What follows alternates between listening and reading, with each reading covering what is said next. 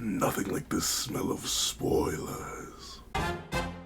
What's up guys, I'm Pencil here, and here we are to do a breakdown / spoiler discussion for chapter 263 of Jujutsu Kaisen, which is known as The Decisive Battle in the Uninhabited Demon-Infested Shinjuku, Part 35. And ladies and gentlemen, this chapter is, as the cool kids would say these days, quite hefty. Quite hefty indeed, in terms of content, in terms of character material, in terms of revelations about certain character abilities, and the return of certain characters. This chapter has a whole lot to offer. It is, dare I say, giga thick, as the young kids say these days. So you know we have a whole lot to talk about. So let's not waste any more time and let's hop right into it. Editing me, are you ready? 3, 2, 1, go. What's up guys, that guy with a pencil here. Fun fact, I do happen to have it on me and keep it on me at all times. And another fun fact, did you know that you can prevent forest fire? I don't know why, but my voice is like, and weirdly enough, I haven't gone to sleep yet. Hold on. What's up guys, that guy with the pencil here. It's gonna be stuck like this. I'm not sure, it's because like I'm half trying to be quiet, yet half trying to articulate. But with that being the case, this chapter, like I mentioned, does have a lot. First things first, while it does have a lot, it does not show us the hollow purple. I thought maybe I was tweaking.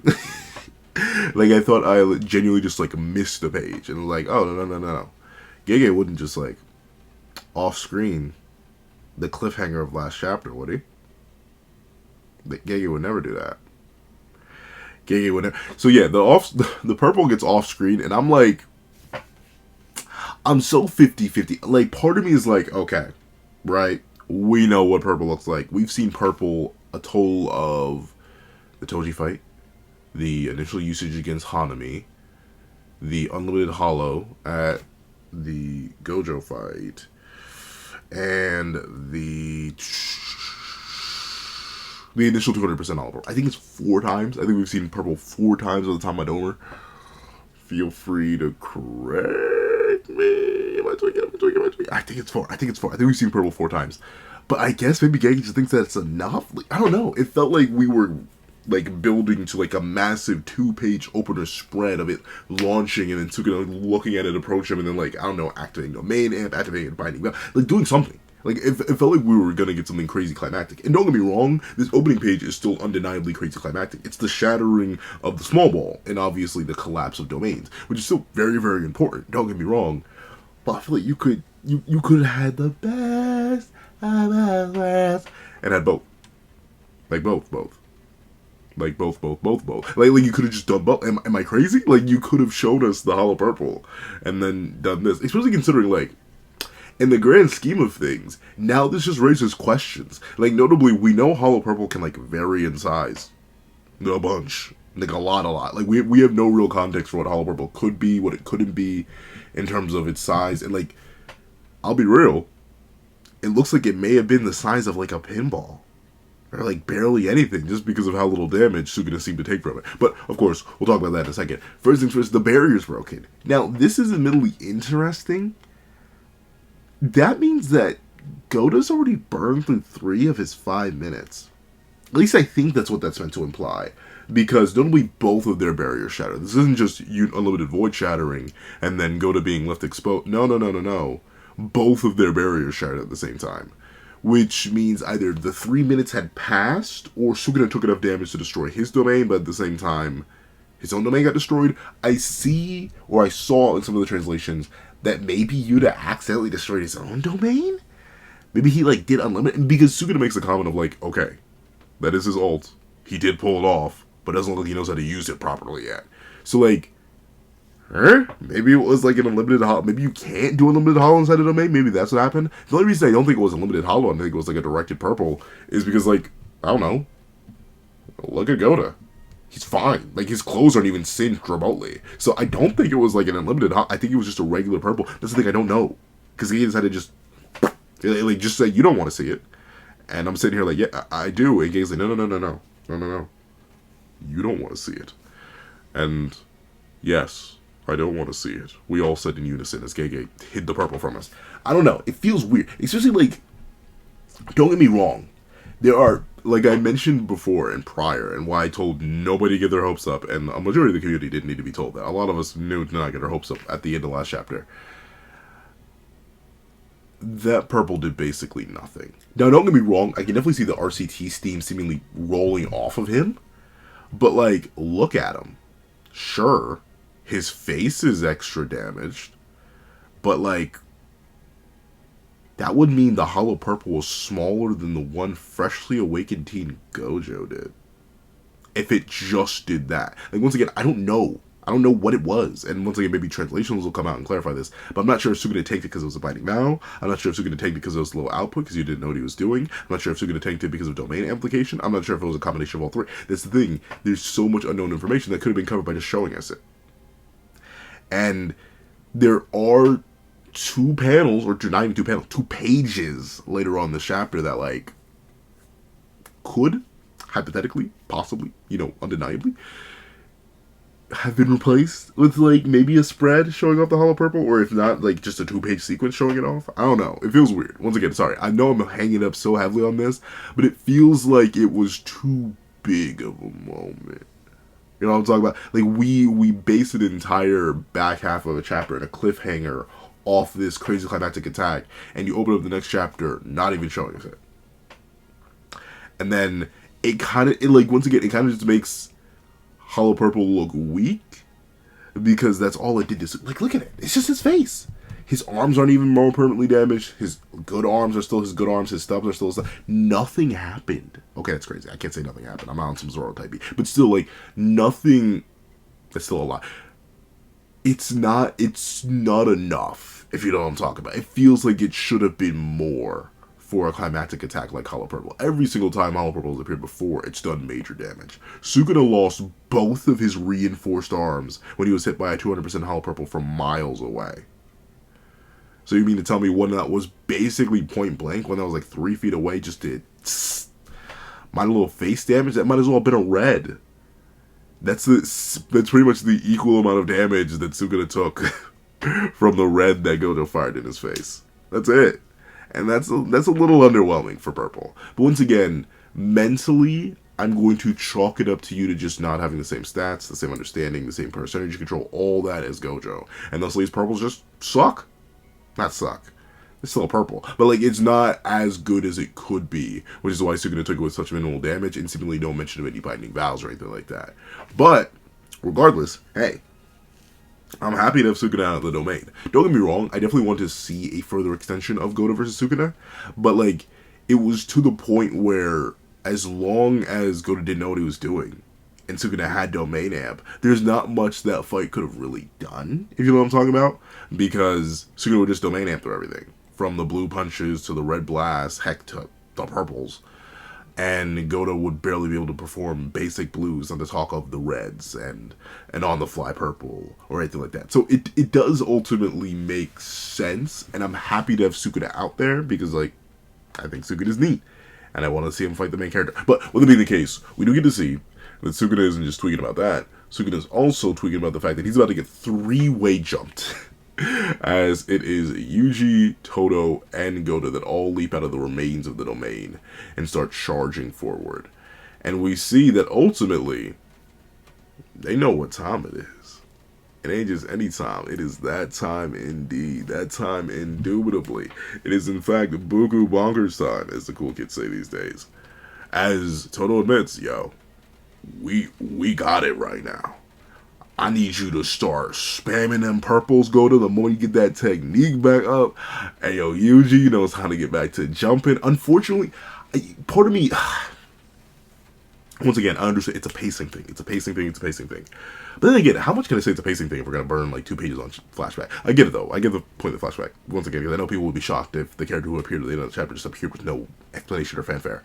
Well, I mean, you could do it at the end of the next chapter, like, or the start of the next chapter, like you did with the Todo thing. But still, ultimately, the whole concept of Yuji having opinions on Gojo being Gojo, it's kind of sad that we don't get, like, even a slight bit of reaction. But we kind of had the same issue that we had with Gojo's death initially.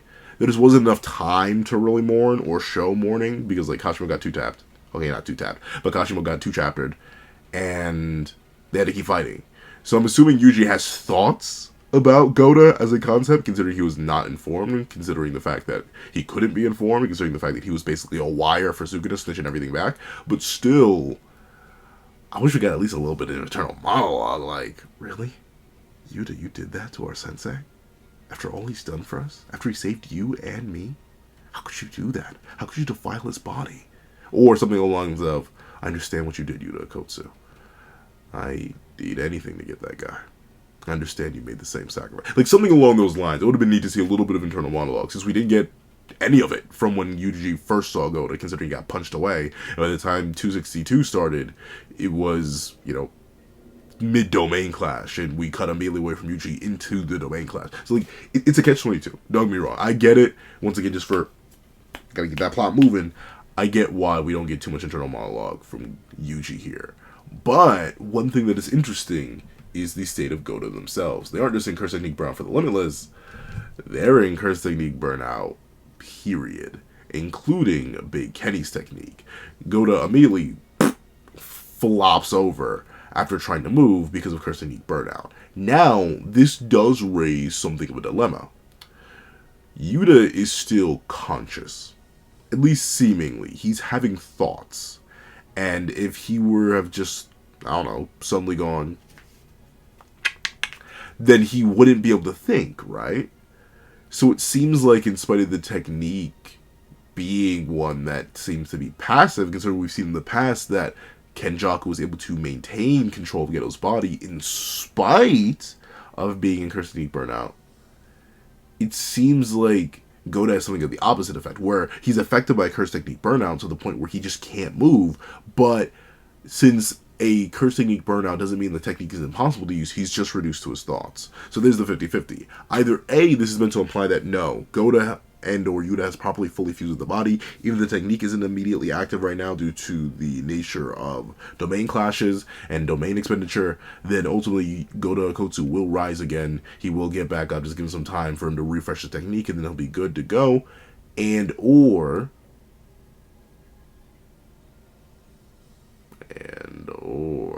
this is a sort of hint at the idea that, yeah, sure, it seems okay, it seems like he may get back up, but he's now just an empty husk trapped in his own body.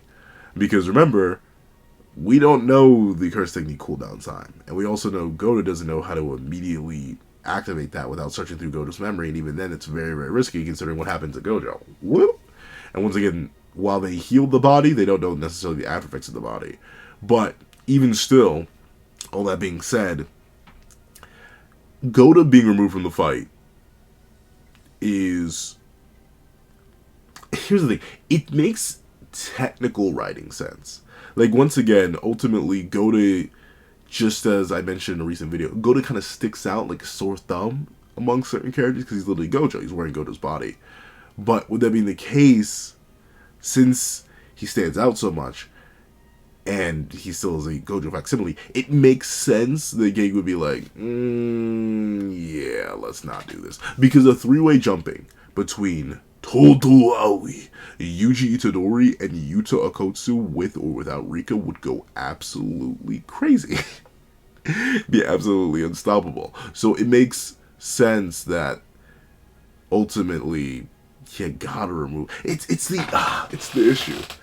You always gotta remove Gojo from play. That's a big thing I've been consistently asking myself about JJK, especially with the whole ceiling plotline. Like, is it good or lazy writing that you locked away one of your most powerful characters because you just didn't want to write around them? Or you wrote around them in the ultimate way possible that you made it our entire main cast goal? I want to say it's good writing because it was made the entire main cast goal to free Gojo, but at the same time it's like, darn. Like, we're once again, catch-22 scenario. And I do think this does wonders for my Kenny copium. The idea that Kenny himself is actually the technique and not necessarily the body. And that's why when experiencing Curse Technique Burnout, he got a can't. At least with his base technique, because he has the backup parry technique for one. Not parry technique, but the previous technique of the previous host. But also a little money and influence. But with that being the case, if Kenny actually is the technique, and the body's down. And then 5 minutes are up. It may be crazy if we have a certain individual waking up in the body of Gojo Satoru. But the big thing here is the idea that Gojo's out of the fight, but they aren't off the field. So I'm assuming Uyui comes or will come pick them up while they're there. The question is, though, what are they going to do? If there truly is only 2 minutes left on the clock, yeah, Gojo, you better recover that curse technique quick. You better study that memory on how to restore that burnout. But with it being the case, Todo realizes,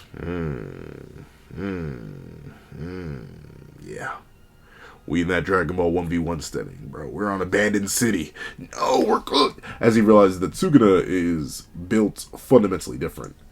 And notably, he's built so fundamentally different that he knows that 530,000 IQ claim that Todo made, he knows it's not a false claim. He knows he's not false repping anything. He immediately runs up. He fakes Yuji out by throwing something.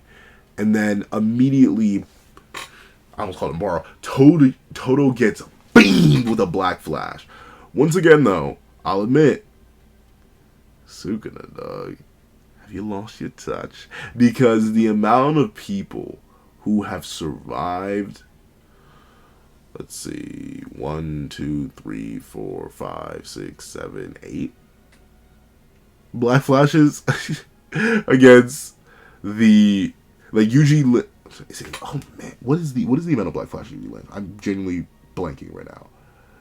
But essentially, the main point I want to bring up is that Todo kind of just eats it. Like not necessarily eats it in the best way possible. He uses the Viper Slap, but like still, the fact that he was able to eat a black flash from the big man himself. I get his output is in the absolute garbage. I get that there's like basically no hope for that man's output. That man's output might as well be a car decoration. But still, the idea that it was raised to 2.5 times and Todo just kind of just eats it and only loses a prosthetic hand is kind of crazy. And that's the thing. That's the thing that blows me away. And once again, it leaves us in this, I keep mentioning Catch-22s, I know you are getting sick and tired of it, but it leaves us in this Catch-22 where it's like, darn, G. So Sukuna is so powerful, he's able to move around and blitz and combat people, but he can't one-shot a random teenager? That's kind of crazy. When you reduce Sukuna down to nothing but his raw power, because he's in cursed burnout, that's all he's got, huh? Just straight, whoop, throwing the things at him, and then those things do basically nothing. Sukuna, your power is looking a little weak. But with it being the case, we see that ultimately Todo has a plan. Let's put it that way. Todo definitely, most certainly, has a plan. So I'm not exactly sure what's crazier. The idea that Todo just eats the Black Flash seemingly with nothing, just like straight raw willpower and durability, when a Mahito Black Flash nearly had this man's lights knocked out, or the fact that it only broke the Viper Slap. Like that's it. And it really barely broke the Viper Slap. It only broke the top portion of the Viper Slap. Like, dog, what? But like I mentioned, there was a plan in action. And as Sukuna revels in the fact that he got that meaty punch off, Yuji's like, you forgot about me, Unk, or should I call you father, depending on the Jujutsu rules. And we see Sukuna turns, only to look the exact wrong way. As, yeah, sure, he landed that Black Flash on Todo, but Todo's like, you're a pillow puncher. You hit him like a Kari Kinji right now, Unctimus Prime. I gotta show you how it's really done. And just ate it and immediately goes to hit the Vibra Slap, except now there's no Vibra to make it slap. Or it feels so weird. I know it's like an actual instrument, but it just sounds so wrong. But essentially, with the broken part of the Vibra Slap, there still is the bell, meaning they still have access to their range of motion from Boogie Woogie. However, the conditions for its activation are slightly different. If you remember, the initial binding bell that Todo made had the conditions be with the wooden ball making contact with the little box, and that box ringing out would be the amount of times that Boogie Woogie could be activated. Now, in this case, Todo has a new activation criteria, as there is no wooden ball to hit the box. Now he needs to do something else to hit it, and that something else is what allowed Yuji to swap places with Sukuna in this moment and immediately go to swinging on him.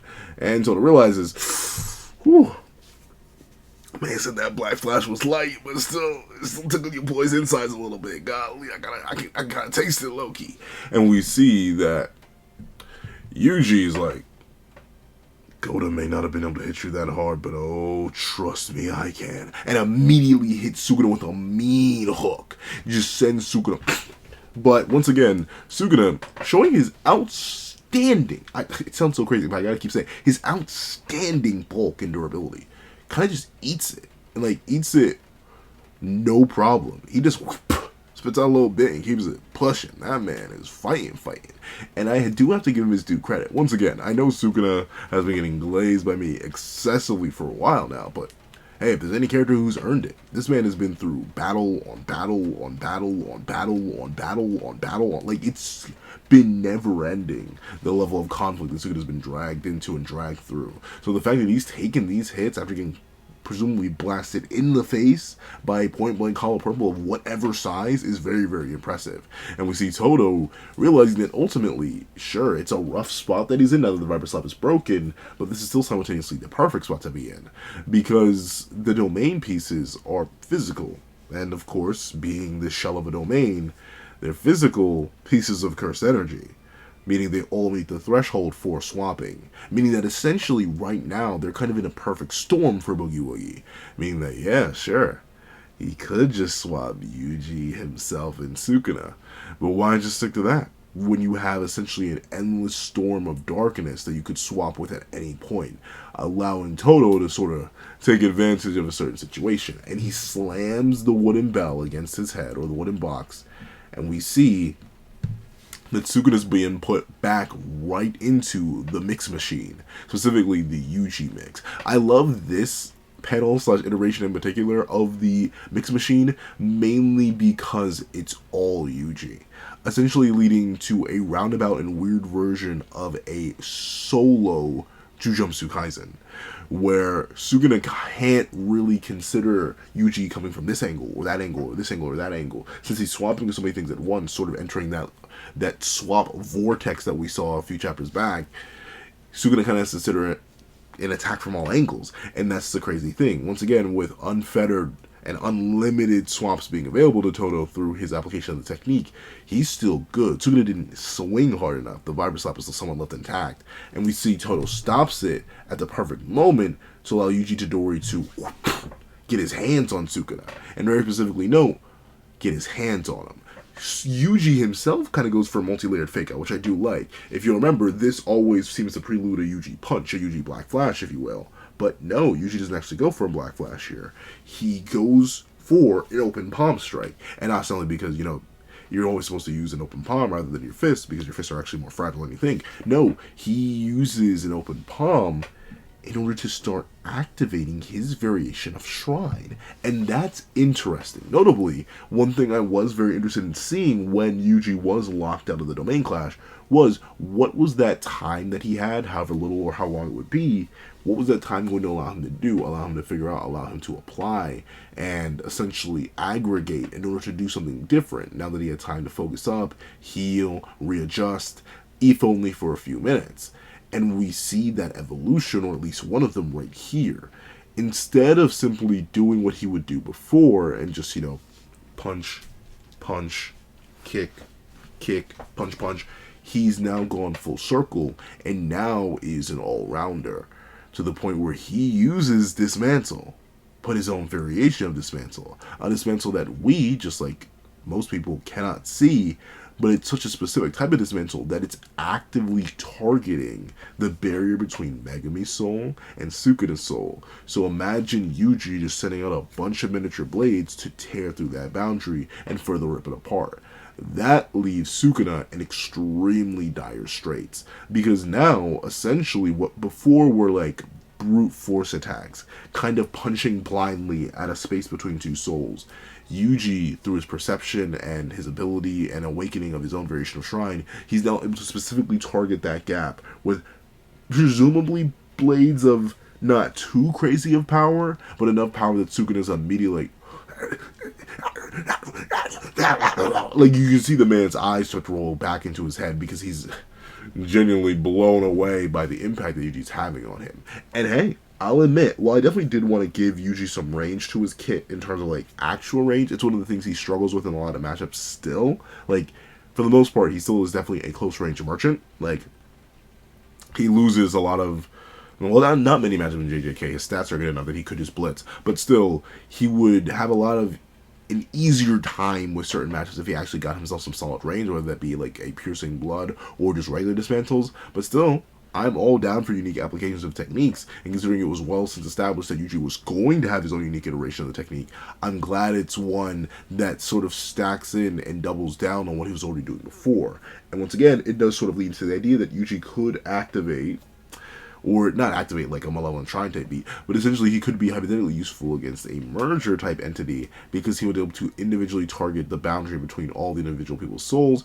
and considering these would be people much weaker than Sukuna and Megami, considering they'd all just be regular people, maybe he'd be able to slice them apart with his soul dismantles. If it were possible, if Tengen allowed it. But with it being the case, Sukuna is now starting to really go through it, to the point where he's like, oh, I'm perfect, Zoe, I'm perfect, Zoe. And he throws up Tengen. Now, this is interesting. One, it confirms that Tengen didn't just get stored in, like, some gastro space. No, Tengen's, like, right there. Like, right there. Like, notably, presumably, Sukuna, thanks to his amazing bodily control, is likely keeping Tengen just above their stomach acid, and likely somewhere, like, right next to their diaphragm, or maybe even like up in their torso, because Tengen popped out really, really easily. And don't get me wrong, this is definitely a hard hit from Yuji, but once again, look at the kind of hit it is. It's not like Yuji Teen Gohan Sukuna and like hit him in the gut so hard that he threw up 18. No, simply by using the soul dismantles, the control and the bodily autonomy that Sukuna had has dropped to the point where his soul is literally being rejected. Like now, how do I put this? Before Megami's soul and Sukuna's souls were compatible, due to Megami's soul suppression and just a natural inclination for Megami to be able to link up with Sukuna.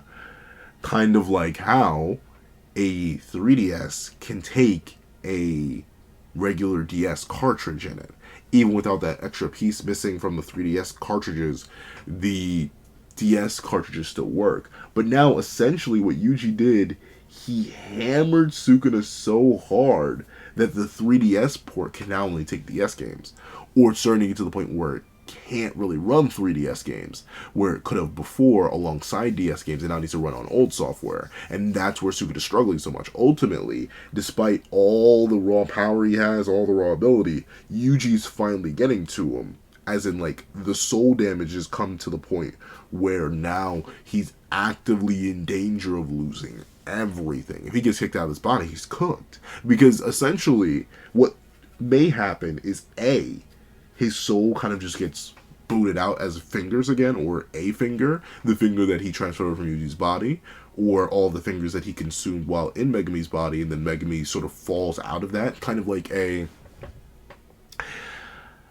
Deadly Sins has been over for a while. Essentially, at the end of the series, there's a major antagonist that pulled a very similar thing to Sukuna, taking over the body of another major character, and towards the end, when the major antagonist was beaten to a pulp, they sort of pull out of the body in their archetypal form, a form that manifested or matched them, or was a manifestation of their power. Sukuna could do the exact same thing with that, and sort of just separate from Megami and fingers or something like that. But at the same time, there's always the possibility that Sukuna sort of just perishes.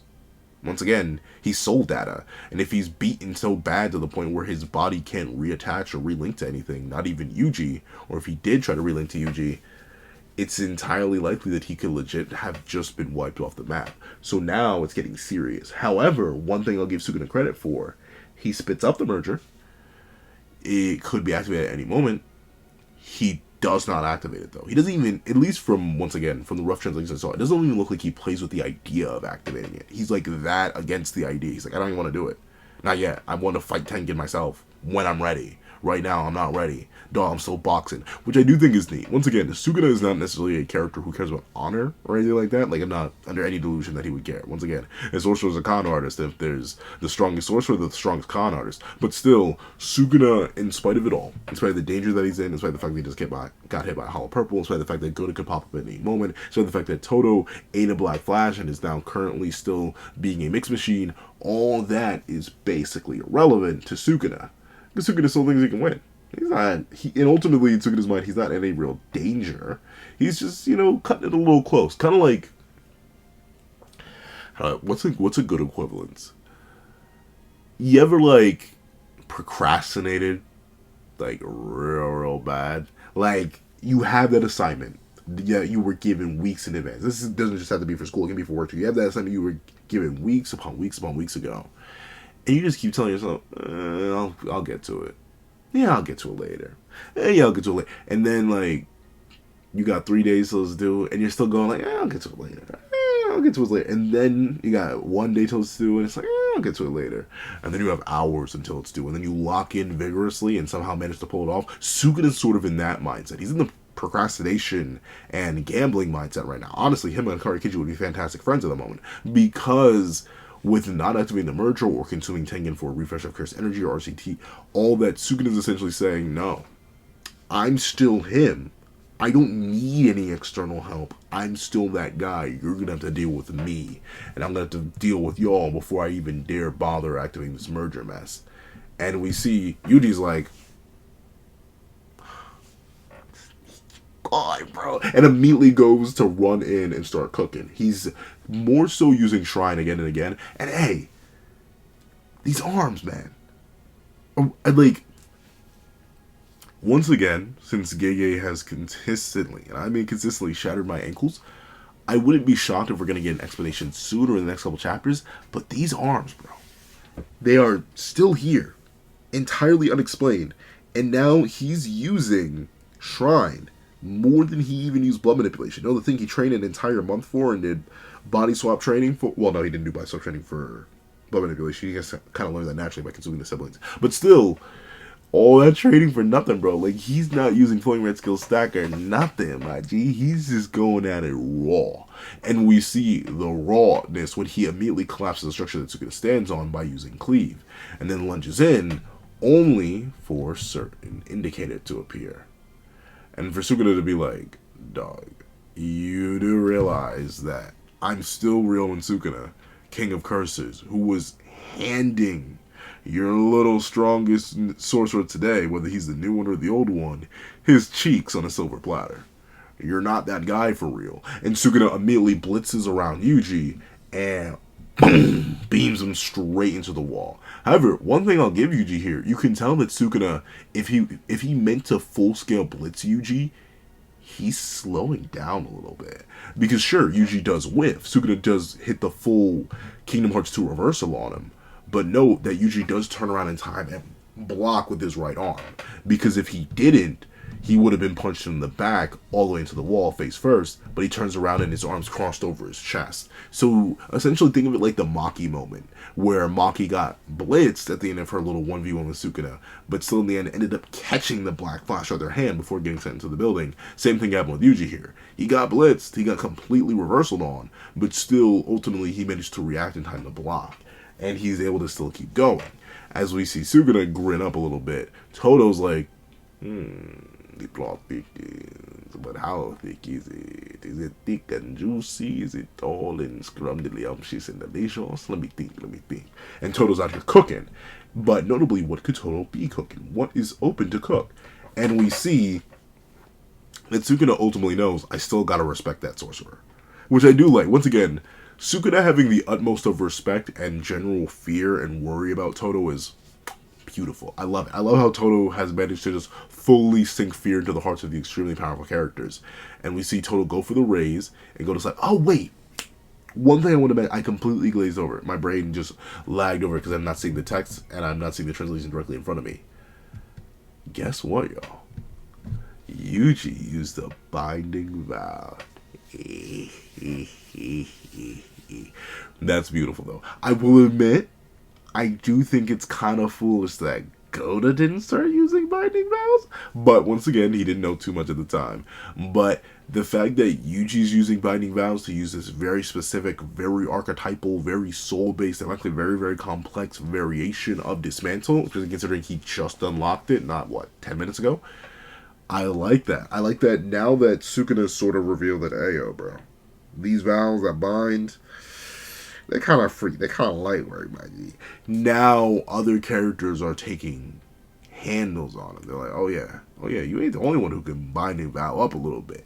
And I like that. Once again, the system mechanic works when it's actually properly treated as a system mechanic. When it's just treated as a character get out of jail free card mechanic, it feels less organic. But when you have characters like Todo, like Akari, like Itadori, all starting to use binding vows in exchange for certain things, and those certain things work very, very effectively, beautiful. I'm glad that Yuji Itadori started doing that, and we're going to see there's another binding vow to be done in this very chapter.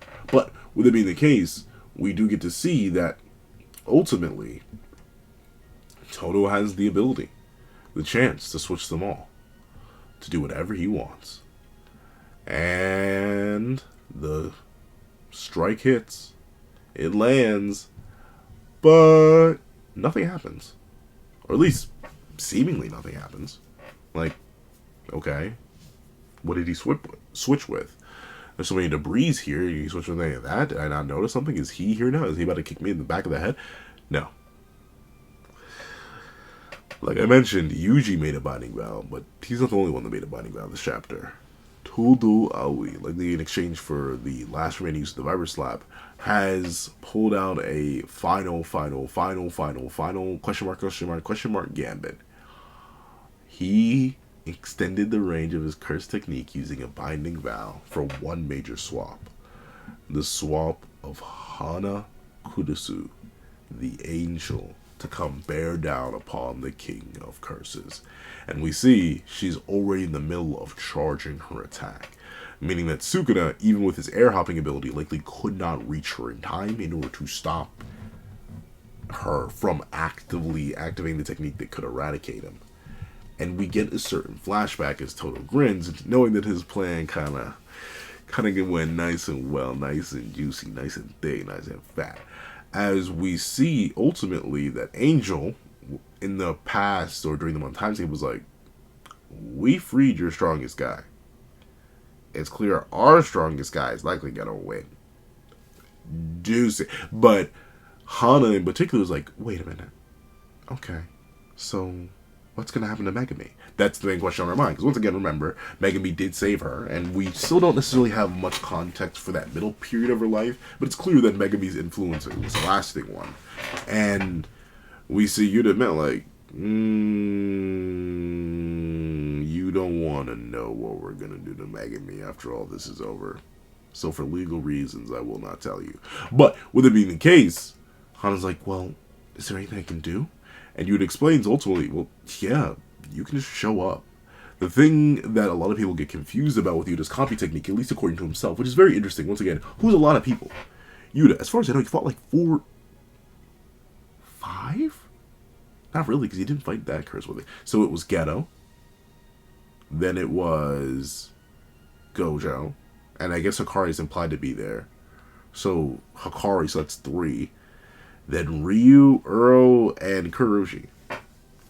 And even then, only one of those characters is alive up until the... Like, I wonder where he gets the statement from, the whole idea of, like, oh, you know, some people, whenever they hear a copy, they think of cut. Like, I just take the ability to add to myself. They add it to my own arsenal.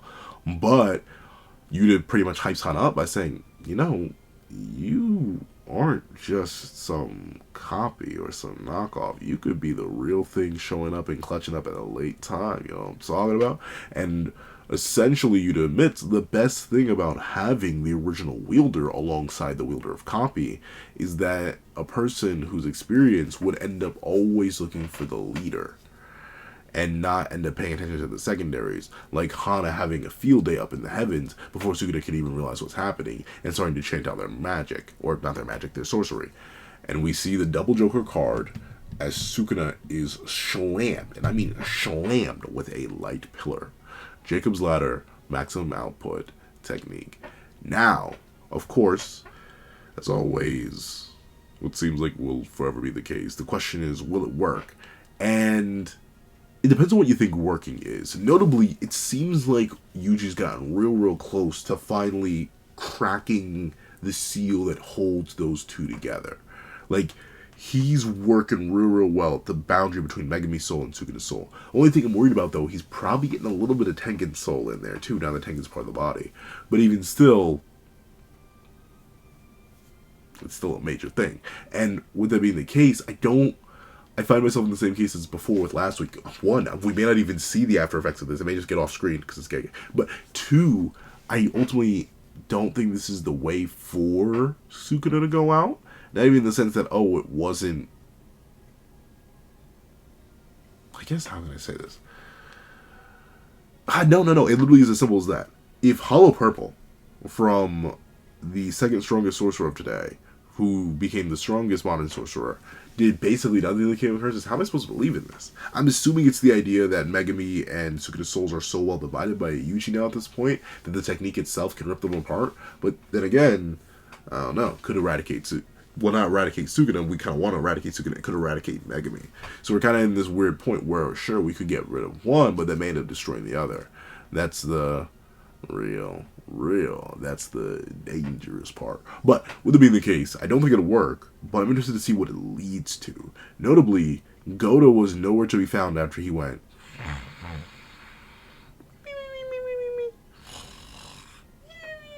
So a Gojo reappearance isn't impossible. And once again, since Gojo now has all the time in the world out there in Crystal Heat Burnout, they could go back and run.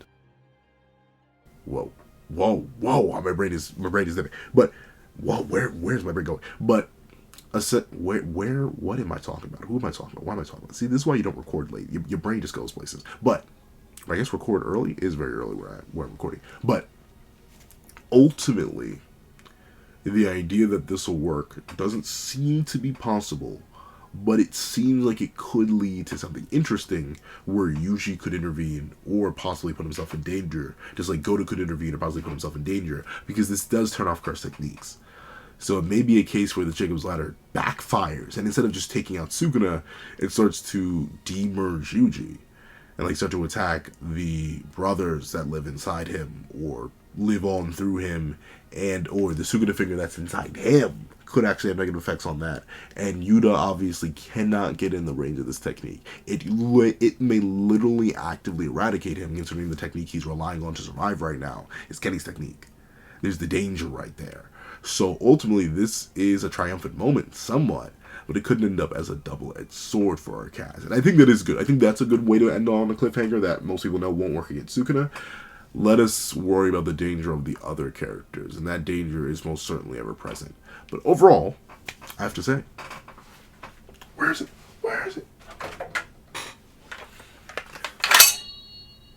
A W chapter, I will readily admit. Notably, I still am a little bit nettled about the Hollow Purple not being included, but I'll take it. I'm a little nettled about Gojo not being included, but I'll take it. A classic Yuji and Todo jumping, some more, well, really a solo Yuji jumping, a further evolution of Shrine by Yuji's hands, a further creative use of Boogie Woogie through Todo's hands. The chapter still has a whole lot that your boy obviously really likes. So you're not gonna hear your boy complain too much about a pretty solid gas chapter overall. I give it a solid, like, once again, just peel off the raws and loose translations that happen, I'd give it like a solid 8 out of 10. Once again, I do think the removal of Gojo makes sense narratively. I just don't like it, so I'm gonna take that point off because I'm being petty. And well, once again, I get for pacing reasons why the Hollow Purple had to be removed. I also just feel a little bit petty, so I'm taking a point off for that too. But overall, still a very good chapter. However, if you made it all the way to the end of this video, please do me a favor and leave baby light. Like baby as in these little cherub things, these little babies. Light as in like the light that is blasting down on Sukuna. Please leave a baby light in the comment section down below. I'd like to thank you so much for watching. Please remember to leave a like, share, comment, and subscribe. And make sure that little notification bell so you don't miss out on any videos that come to the channel. Also, I do happen to have a Patreon down below where you can support me for as low as $1 monthly. Things like exclusive videos, early content, and more. And so now become a member of the channel for as low as $3 a month to get the same perks and more. Some of those perks will include the live reaction to this very chapter, ad-free very exclusive level 1 videos, and if you become a $25 Patreon and $25 member, you can order whatever video you want. Also, I do happen to have a link to my Ko-Fi down below where you drop 5 beans for a short video, 25 beans for a long video, or any beans at all. Any support is always greatly appreciated. Now, I'd like to thank you guys so much for watching once again, and I hope you guys have a wonderful day. This is That on the Pencil, writing off.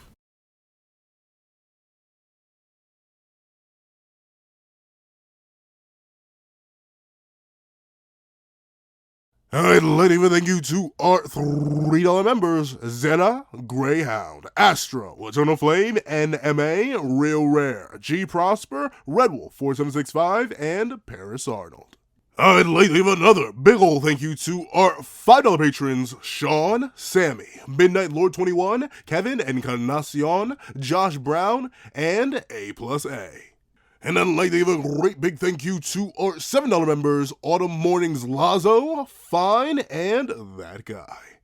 And I'd like to give a great big thank you to our $10 members, Robbie Uchiha, Jay Warrior, and Akid's Void. And I'd like to give big, hefty, juicy thank yous to our $10 patrons, Panda Goat, Michael Williamson, Metal Solid Crisis, Joaquin Munoz, and Idemo Kami. And I'd like to give the biggest, juiciest, meatiest, sloppiest, and heftiest thank you of them all to our $25 patron, Calvin Elder.